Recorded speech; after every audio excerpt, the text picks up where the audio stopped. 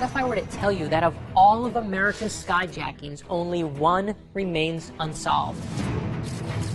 On November 24th, 1971, a passenger using the name Dan Cooper hijacked Northwest Orient Airlines Flight 305 headed from Portland to Seattle.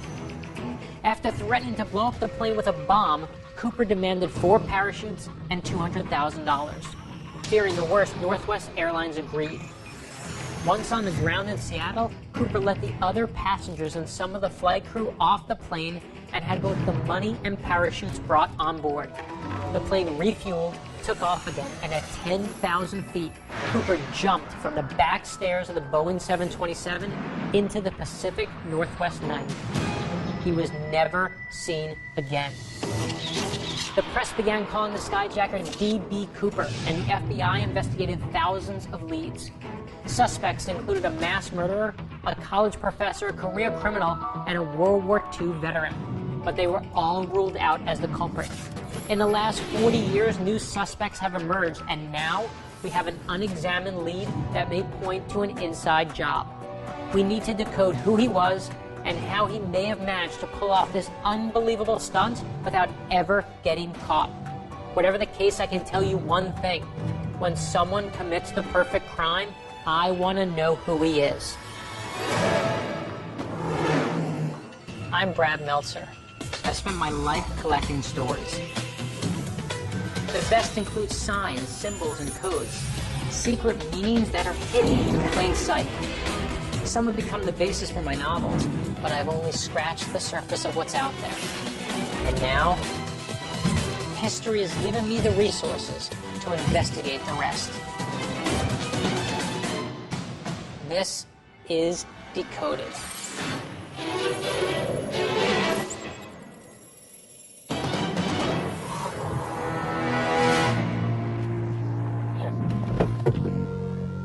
You guys, just think about this for a minute.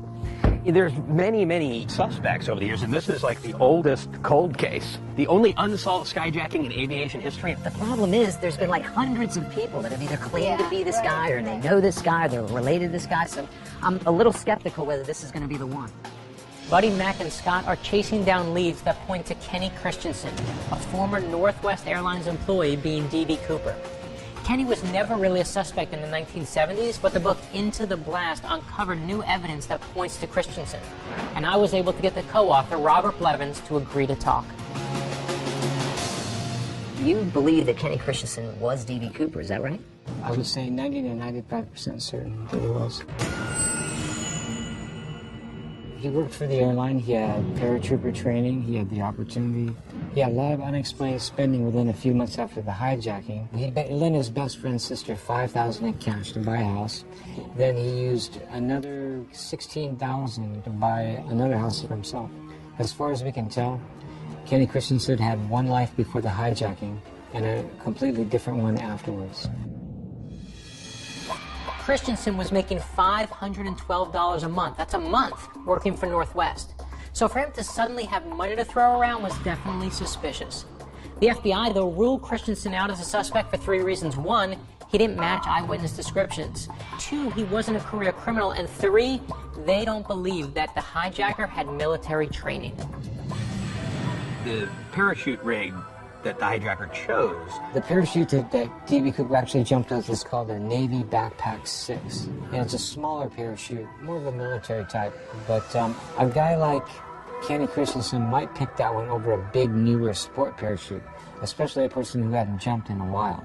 Because he would be familiar with how it worked. That's right.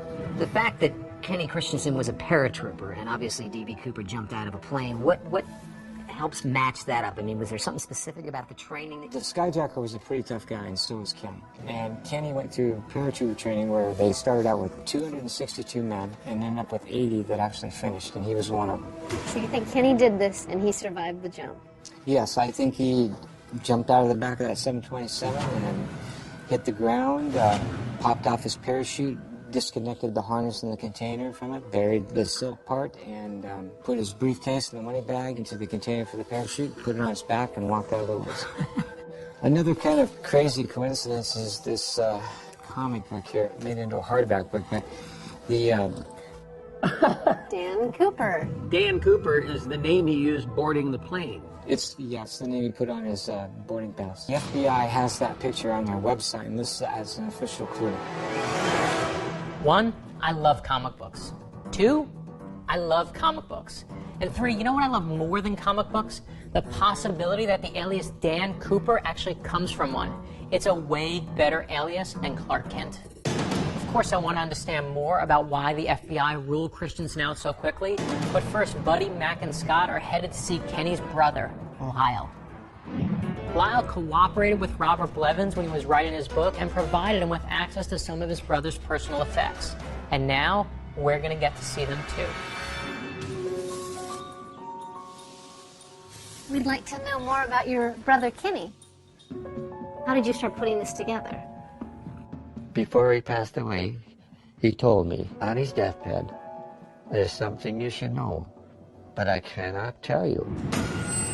So you kept that secret to yourself? Yes, I kept it secret. I didn't want to know anything bad about him. You know how they say don't believe everything you hear? There's only one exception to that, a deathbed confession. It is the only reason I'm so obsessed with this case. After his almost confession, Lyle decided he needed to examine his brother's possessions way more carefully. I can start from the beginning. This is Kenny, when he's about the age of the skyjacking. What kind of upbringing did you guys have? Were you wealthy? Were you a middle class? Middle class, growing up on the farm. And Kenny joined the Army right after high school, and he decided to go into the paratroopers because the pay was better and they'd make extra pay for jumps and everything else. They had to train him to land in trees or water, anything. They could land in anything. He was in the military for 2 years. Then he applied for a job with Northwest Airlines, and they shipped him to Shemya, Aleutian Islands. The islands in Alaska? Yeah, Oh. Americans had a Northwest Airlines Right. base there. He spent 5 years up there in that lonesome place. And then he applied to be a flight attendant. He took training for that. So he got to be a flight attendant. Well, it was a Northwest Airlines flight that was hijacked. Yes, and the skyjacker came on the airline with an attaché case. And I found this very same attaché case in Kenny's final effects. This is your brother's? That's my brother Kenneth. This could be the briefcase of D.B. Cooper. It could be. The descriptions of D.B. Cooper when he boarded the flight were all the same. He was wearing a black suit with a tie and carrying a briefcase. He was described as tall and dark-haired. This is a composite sketch from the eyewitnesses Yes. on the airplane. And And this is your brother. That's my brother. All right, look at this. Oh, man. That's bizarre. Look at that.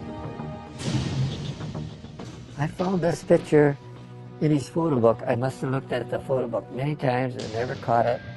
And one day I said, wait a minute.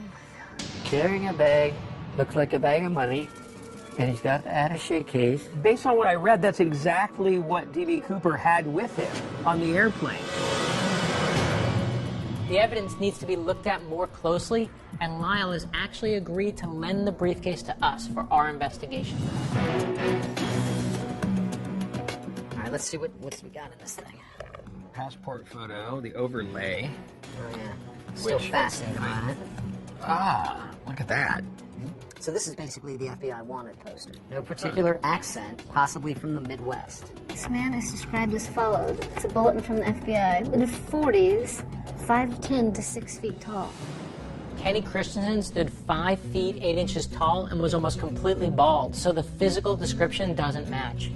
But we all know that eyewitness accounts are fairly unreliable. They're dubious at best. And the other thing we know, Lyle said that Kenny used to wear a toupee prior to the skyjacking, but he never wore it again after the skyjacking.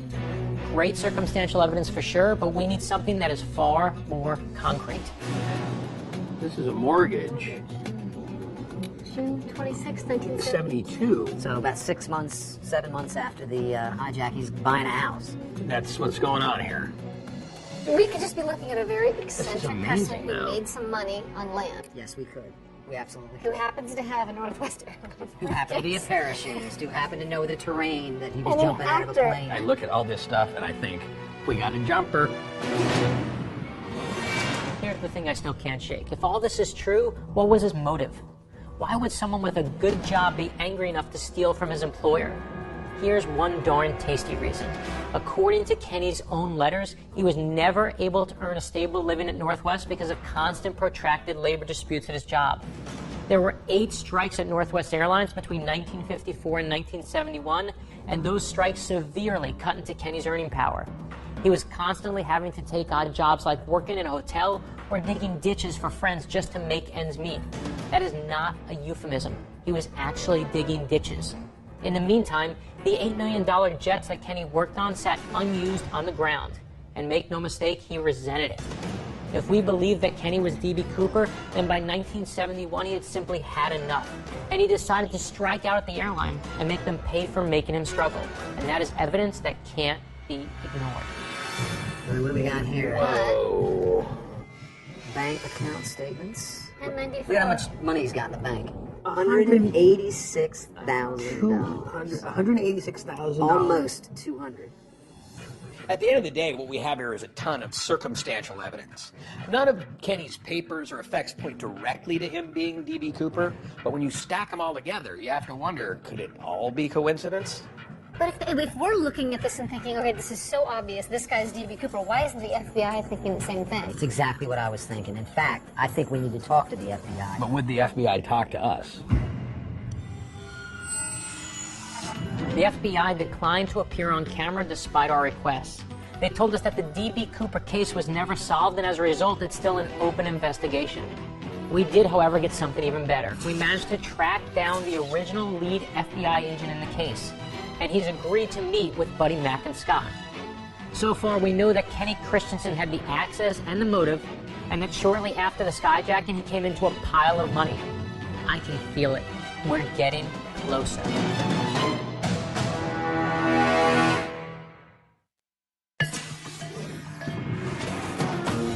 The case of D.B. Cooper has captured our imagination for 4 decades. But after investigating thousands of leads, the case remains unsolved and open. Many now believe it was an inside job that was pulled off by an airline employee who had motive, access, and suddenly started throwing money around after the crime. His name is Kenny Christensen, and Buddy, Mac, and Scott are headed to talk to Ralph Himmelsbach, a retired FBI agent who was actually in charge of the Cooper investigation from 1971 to 1980. So, Ralph, we understand that you were the lead FBI agent investigating the D.B. Cooper case. That's right. What was it like on the ground when you guys started working? It was storming with cloudburst and gusty wind changing direction and so forth. So you guys are running around on the tarmac yelling at each other? And we're getting soaked wet all the time you're outside. Just excellent jumping weather. Not very good for jumping. That'd be a pretty miserable night to fly anything. Yes, it was. There's an airliner here of the same kind, Boeing 727. We can go aboard if you'd like. The Boeing 727 was the most widely used aircraft for domestic air travel at the time of the skyjacking.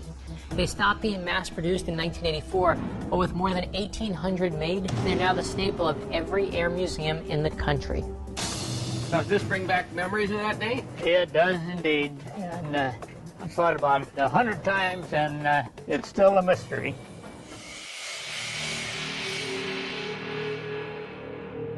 What seat was D.B. Cooper in, Ralph? 18C, this one right here. The boarding had taken place, and the doors were secured. This particular stewardess that was closest by approached the hijacker, and he handed her a note. He said to her, "You better read this, miss. I have a bomb." He told her to take that note up to the cockpit, and his instruction to them was to stay in the air until they got to Seattle while the money and the parachutes were obtained. If they did anything wrong, he would set off the bomb. You have to remember that airline security in the 1970s was nothing like it is today. No one even checked your ID before you boarded a plane. You could smoke on the plane. It was like Studio 54 up there. But after the D.B. Cooper skyjacking, everything changed. Boeing installed something called the Cooper vane on the rear doors of all 727s that made it impossible to lower the aft stairs from inside the airplane. The FAA also started putting metal detectors in American airports in order to screen passengers and their carry-ons before they were able to board their plane. So next time you're waiting for an hour, now you know who to blame it on. When the FBI approached the head of the airline and asked them how they wanted to handle it, they said right away they didn't want anything to happen, any property damage or any people injured, Right. and they'd pay the money. Was Kenny Christensen ever a suspect in this case? He never came to my attention at all. Think Dan Cooper had any military experience? I kind of doubt it. Do you think that jump was survivable and he survived it? I can't say that it wasn't survivable, but it's unlikely. That airliner was going 170 knots at 10,000 feet. Outside air temperature 7 degrees below zero. Chill factor of about 69 degrees below zero. Brutal. Why do you think his body has never been found if he died in the jump? And the best explanation I can give you of that is just go look at those woods. D.B. Cooper was a smart guy. He made very specific demands of the flight crew. First, Cooper asked the pilot to stay below 10,000 feet, because any higher, they'd have to pressurize the cabin, making it harder for DB to open the stairs and escape. Next, he wanted the flaps, you know those things on the wings that go up and down to take off and landing? He wanted those set at 15 degrees exactly. At that angle, the 727 couldn't fly any faster than 200 miles per hour, making it safer for DB to jump out. However you slice it, this guy knew what he was doing. He knew about planes and he knew how they worked, and he certainly used that knowledge to his advantage. If you come down here, I'll show you the door and where he was last seen. Oh, Can you imagine the air come flying? look at this. If you were right about here, you're going to start seeing, and then you'd have to go like, When he did that, it even bounced. He's below zero. Oh my God, I can't even. This is like standing at the top of the high This dive. thing's bouncing around. It's amazing to think of that guy on these steps at 200 miles per hour. The guy's going to be up here, and there's not going to be quite as much vacuum pressure. And also, the door wouldn't have been this far down. It kept coming back up, apparently, and then with his weight, it would have been tighter, like that, you know? I think this guy had been out of a plane before. Maybe military experience, but I don't know if he had experience with this plane opening this door. Whoever it was, by sitting in that seat where he sat, by having this, all of the directions for where to put the flaps and the speed, the guy knew what the hell he was doing. The question of whether D.B. Cooper could have survived this jump is essential. In April of 1972, a guy named Richard McCoy skyjacked a United Airlines flight and demanded as a ransom $500,000. Like D.B. Cooper, McCoy chose a 727 as his target. McCoy jumped at 16,000 feet while the plane was hurtling along at 200 miles an hour, and he survived. The similarities were such that for a while the authorities thought that McCoy was D.B. Cooper. But upon further investigation, they decided that McCoy didn't match the physical description of D.B. Cooper. And it was later revealed that McCoy was at home with his family in Utah having Thanksgiving dinner when the D.B. Cooper event took place. I think if Richard McCoy could make the same jump from 6,000 feet higher, I have to believe that Cooper could have survived too. But obviously, we've got conflicting opinions here. The FBI thinks that Cooper did not survive, and Robert Blevins thinks that he did. So where do we go from here? Well, the FBI further doesn't think that it was a Northwest employee. Thinks that he would have been recognized if he was. I actually have a lead on this paratrooper. I want to talk to about what actually happened inside that airplane and if D.B. Cooper could have survived the jump. Okay, that sounds like a good idea. You know, we should talk to a Northwest historian if we can find Or one. just someone who used to work for Northwest. That just can tell us how big a company it was, whether someone would be recognized by his employees. Sounds like a good idea. I started jumping in 1987 when I joined the Army. Over my 22-year career on jump status, I've accumulated over 200 jumps. And I've accumulated 4,000 civilian skydiving. 4,000 jumps? In your experience, have you ever jumped out of an airplane at 200 miles an hour? Not at 200 miles an hour. Okay, well, what's a normal speed? In civilian operations, we're jumping out of airplanes somewhere around 90 miles per hour. Military operations, we're jumping anywhere from 120 to 150 miles per hour. When he leapt, he had a bag of money weighing 22 pounds tied with cording from another chute to his waist. Does that seem like common practice? For military jumping, we jump with equipment all the time. I've even jumped with up to 150 pounds of equipment, counting the machine gun, all the ammunition, and everything. Wow, that's like jumping with another human.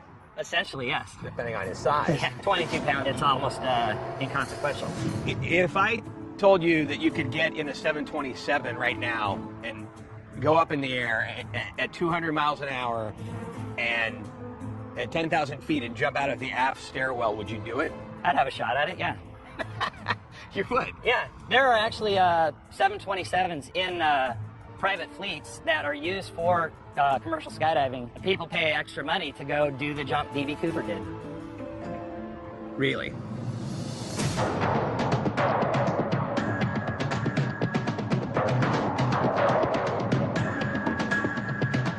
We've been looking over some real interesting materials from a Northwest employee named Kenny Christensen. He had worked for Northwest Airlines, and it looks like it started in the 50s on Shemya Island in Alaska. Yes, in Alaska. Shemya was a major refueling station for not just Northwest, but for many commercial airlines that were doing the North American Asian routes. They called it the Black Pearl of the Northern Pacific. So what would Kenny Christensen have done? He was a non-skilled, so he would have been a jack of all trades, an extra pair of hands. Bruce, we were looking over some letters that Kenny had written back to his family, and he definitely seemed to be upset with Northwest Airlines about pay, about strikes. There were a lot of strikes back then. It was sometimes referred to as Cobra Airlines. They strike at anything. There were roughly 8 strikes between 1954 and 1978. Some of them were very short, some of them were very protracted. So was the employment then fairly unstable? Choppy.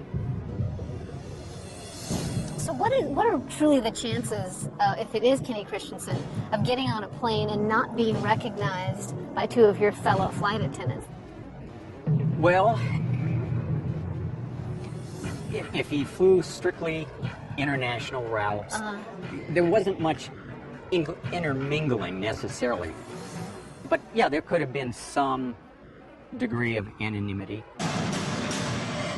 So not only did he have this inside knowledge as a purser, but Kenny almost certainly would not have been recognized by any crew flying within the United States. But if Kenny was D.B. Cooper, he was still playing a dangerous game. And right now, it looks like he might have won that game.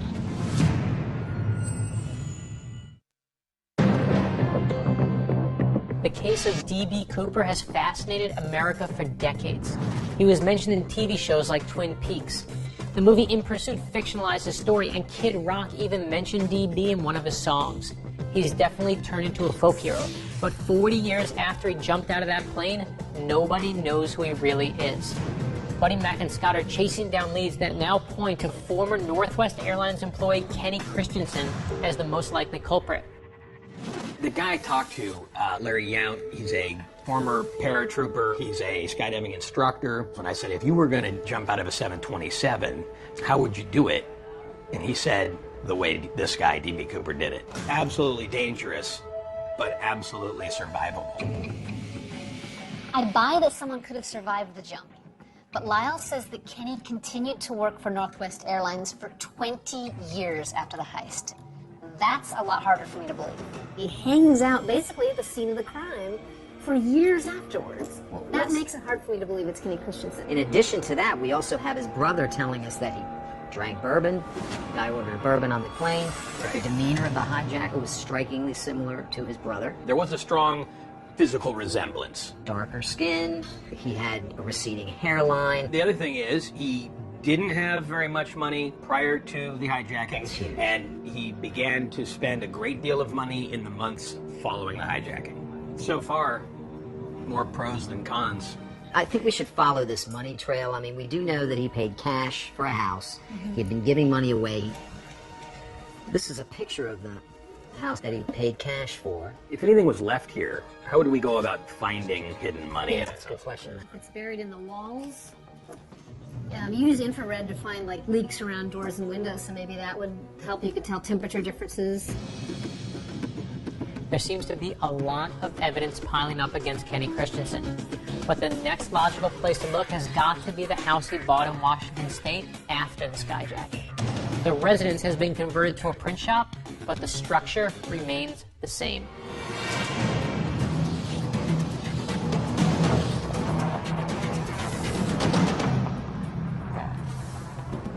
Looks like there's probably a lot more stuff here now than there was back then.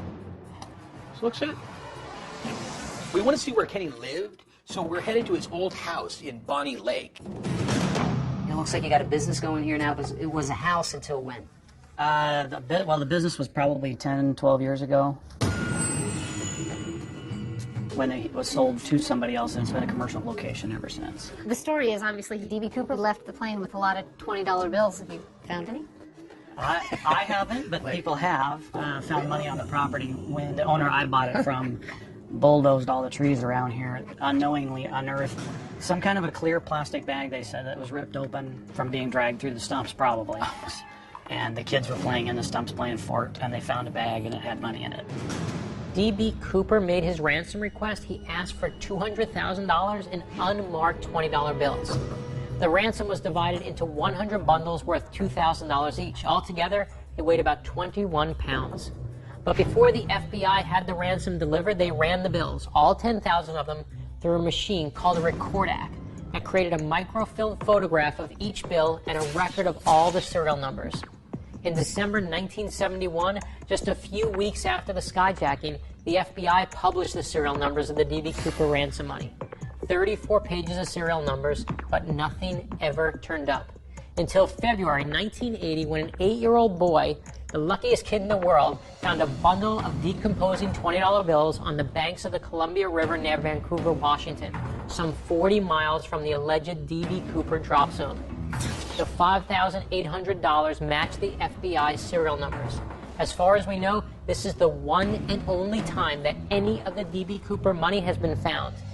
In 2008, the 8-year-old, now a grown man in his 30s, put some of the D.B. Cooper money up for auction in a Dallas auction house. And here's the kicker. The bidding for the most complete bill started at $750, but here's where it ended up, $6,572.50. And that is how you put a price on a piece of American history. Are there any areas you haven't searched that he could use this? We're bringing in an infrared specialist to scan the house, and the first place we're going to check is the back of the shop where Kenny's bedroom used to be.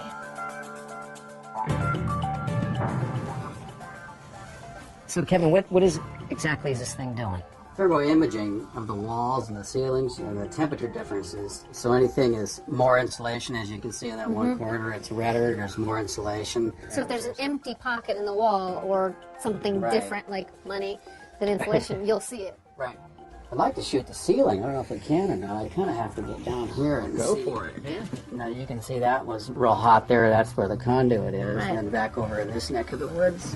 And then there's a spot right up here. See the blue change right there? Yeah. Is it less insulating? So could that be an empty pocket? It could be an empty pocket. It could be something up there that's pushing down on the insulating and not as thick. There's something different in this little area right here than there is there, or over here, or over there. And you thought we were crazy for devoting a whole episode to D.B. Cooper. Let me tell you how this played out. We were filming, I was on the phone, and the show's director tells me we probably won't find anything. And I think to myself, we probably won't find anything. And then he calls back and says, Brad, I think we found something.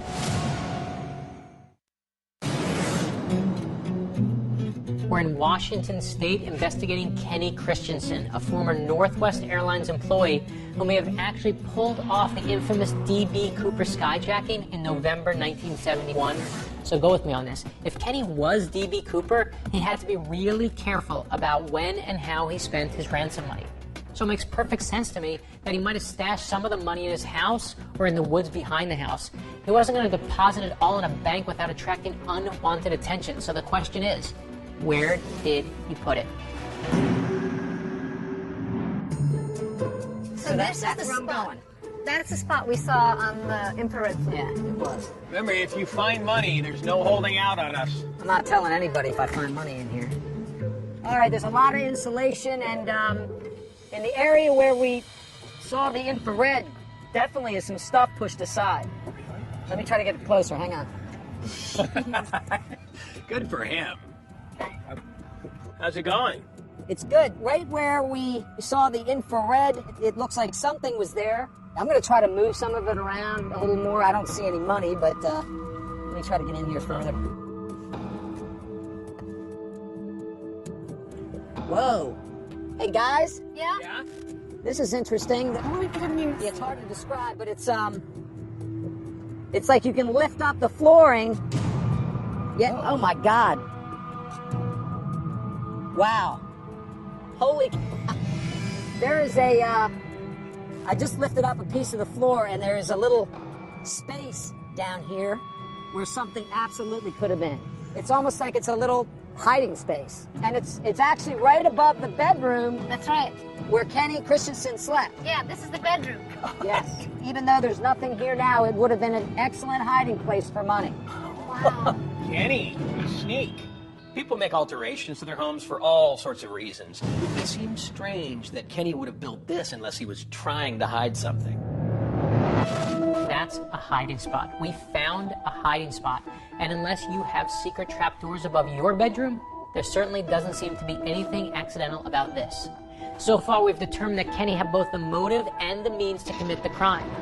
And in checking out the house he used to live in, we found a suspicious hiding place, a hinged cubbyhole in the ceiling above his bedroom. There's also a local legend about money being found in a plastic bag in the woods behind his house, too. It is all coming together. But I still feel like we're missing out on something. So I asked Buddy, Mac, and Scott to take another look at Kenny's personal letters to see if anything jumps out at them. All right, let's see what we got. Anything that we haven't seen? It was Bernie's girlfriend, Margie. It called crew scheduling. Anything about his, I don't know, condition? I'm living in a house on Bernie's land, and I've been helping him and Margie dig a septic tank hole. Wait a second. Bernie's land and Margie. Bernie is doing only so much as there is money. I pay him $50 a month for it. There's a lot about Bernie. Christmas, Bernie's sister and her 4 children are staying here. It's like they're a family. The 3 of them are a family. Everyone knows a guy named Bernie, right? But this guy, Bernie, was all over the letters that Kenny wrote home. So I think it's pretty safe to assume he played an important part in Kenny's life. The question is, did Bernie also play a part in Kenny's crime? Could Bernie have been Kenny's accomplice in the skyjacking? If anyone was going to know the answer to that question, it was Robert Blevins. I reached out to Robert again and asked him to meet with Buddy, Mac, and Scott for a second time. But this time, we wanted to learn as much as we could about the mysterious Bernie. We're looking for some clarification about some of the things we talked to you about before. You said that there might have been an accomplice involved in this? We believe Bernie Giesman could be the accomplice. So how would the accomplice have done this? What exactly do you think methods did he use? He probably drove Cooper down to the Portland International Airport, dropped him off to catch the flight to Seattle, and then drove back up by himself to Paradise Point State Park. It's right next to the freeway in Battleground, less than 2 miles from where they found the money in 1980, and just waited for Kenny. And Kenny jumped out, hiked out, back out to the freeway, and they met up. It's only about a maybe 12, 13-mile walk at the most back to the freeway. And it's not a big wilderness like everybody thinks down there. Bernie's name has come up in some of the documents that we've looked at. He and Kenny were very good friends. They first met on working for Northwest Airlines on Shemya Island. It's a remote spot out the end of the ocean chain. He said he and Kenny weren't very good friends, but these are some pictures from the Giesman's wedding in 1968. Kenny's with them in those pictures. Yeah, These guys were already friends in Shemya Island. Oh, yes. This is where they got to know a lot about airplanes. This is Kenny Christensen. This is Bernie Giesman here. This looks like it was taken on Shemya Island when they worked there for the airline. Okay. This is a picture of Kenny Christensen walking into his apartment. It's taken right around Christmas '71, about 3 weeks after the hijacking. He's dressed in the same coat as the hijacker was reported wearing. He looks like the hijacker. He's carrying a briefcase like the hijacker carried and a paper bag that carried by the hijacker. Yeah, I mean, Holding a sack full of money. to me, this is the most bizarre thing of all the evidence that I've seen. That picture was hidden behind another picture in one of Kenny's photo albums. Bernie Giesman almost certainly took that photo. Levins is sure that Kenny Christensen was D.B. Cooper, and he's equally convinced that Bernie Giesman was his accomplice. But for now, that's just one man's opinion. So how do we get an answer?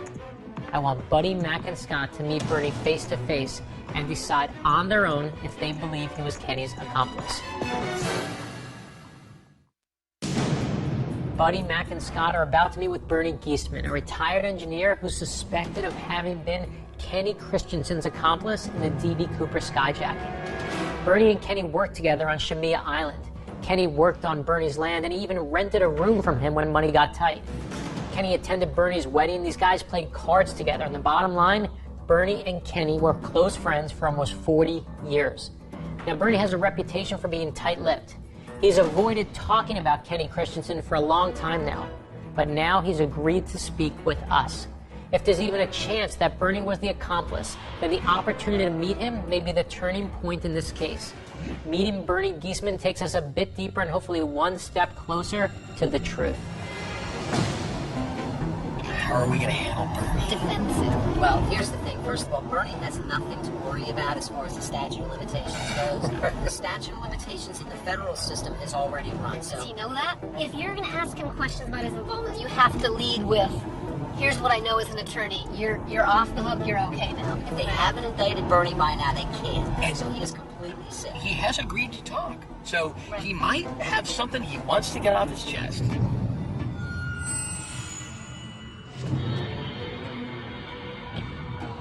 In this room could be the accomplice to the greatest aviation mystery in American history. We gotta find out if it's true. If he feels attacked, he's not going to tell us anything.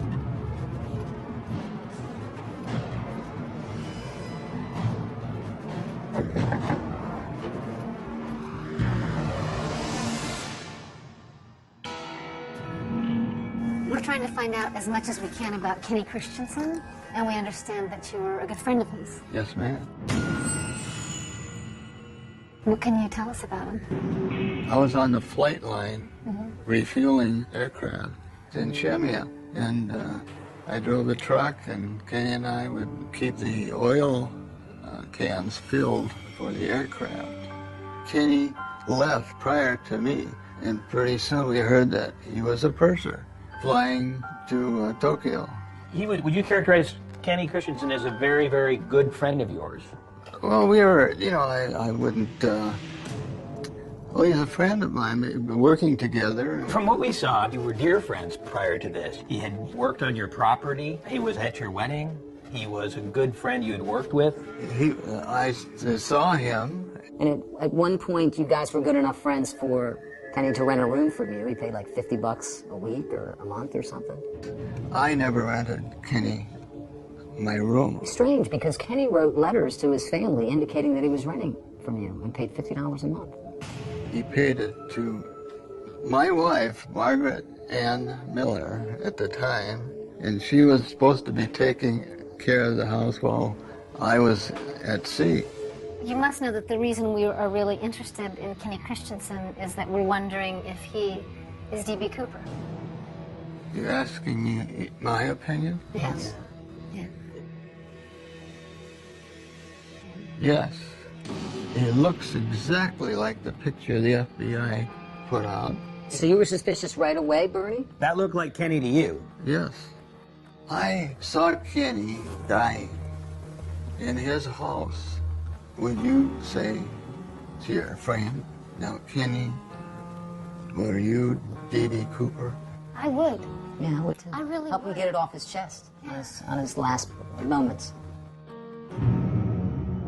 I will tell you, as an attorney, you cannot be prosecuted for this case. The statute of limitations is run. No one's interested in prosecuting you at all. But they are interested in this story. So this is just an opportunity for you to let us know what you know. And I got a feeling you know more than you're telling us. I'm, just like you. I want to know also. You purchased an Airstream trailer around the time of the hijacking, disappeared with it for several days around Thanksgiving. No explanation for where the trailer went. It suddenly disappeared. You had knowledge of how these airplanes worked. You happen to live in the area of the landing zone.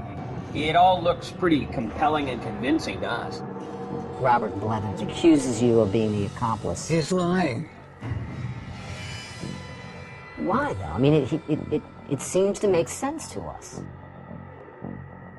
I didn't do it. I never was an accomplice to Kenny, Peter, Christensen, or anybody else.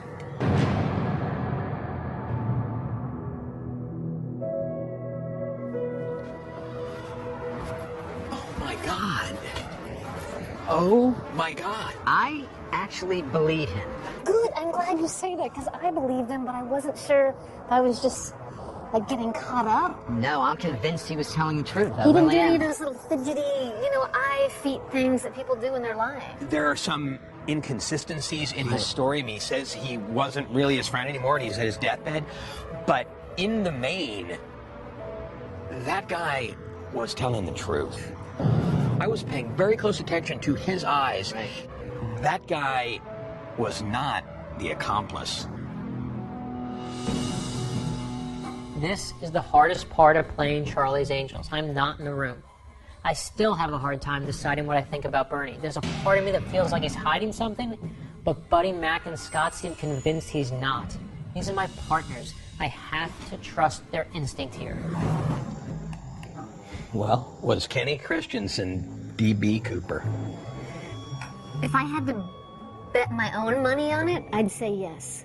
If I was on a jury and was asked to convict him, I'm not sure I would feel certain enough to convict him. I'm not sure that I would convict beyond a reasonable doubt in this case, but I'd take it to court. Given everything I've heard, everything I've read, Kenny Christensen fits the profile and he's the best that history has at the moment. I was looking at it like there's a puzzle, and you start to put pieces into it, and at the end, these pieces of the puzzle are missing, but you can still tell what it is. And it was all kind of pointing in his direction. You add all of this stuff up, his training, the money trail, what he looks like, a picture of him dressed as D.B. Cooper. Money found behind the house, he paid cash for a hiding place in the house. I mean, if there's a better suspect, I'd love to see him. I'd be very interested to see what anybody could come up with pointing away from Kenny Christensen, because I didn't see it in the last 3 days. I think it was him. Mac? Well, he can't go to jail now, he's dead. I do think it was him. Wow, the skeptic is coming. I really do. This is probably wrong, but to Kenny. Whoever helped him pull it off, looking at this, I do think Kenny Christensen was D.B. Cooper. He had both the motive and the means to pull off the skyjacking, and everyone in this guy's circle seems to think he could have done it too. Based on the evidence that we uncovered, we know why Kenny did it, how he did it, even how he spent his ransom money. And it all makes sense to me. And though most people consider the D.B. Cooper skyjacking to have been a victimless crime, it wasn't. Ask the FBI and Northwest Airlines. Some say no one was hurt by what he did, that he's some kind of modern-day Robin Hood. That's why D.B. Cooper has become a folk hero. There were songs written about this guy, movies made about him. There's even a bar that celebrates the anniversary of the heist with a D.B. Cooper look-alike contest. Let's be clear, that may make you a celebrity, but that doesn't make you a hero. In all likelihood, Kenny Christensen, a humble airline employee, committed the perfect crime. He got what he wanted, and most important, he got away with it.